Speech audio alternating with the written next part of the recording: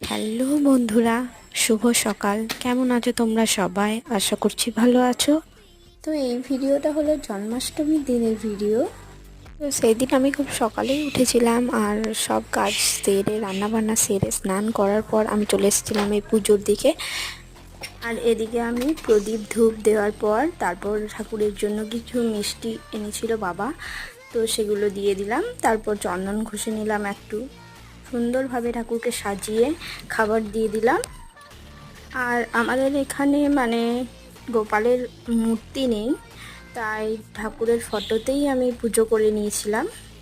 আসলে মূর্তি এখানে রাখতে নেই, যেখানে আসল বাড়ি আছে সেখানে ওদের ঠাকুর আছে, তাই এখানে গোপালের মূর্তি রাখতে নেই, তাই আমরা ফটোতেই পুজো করে নিয়েছিলাম।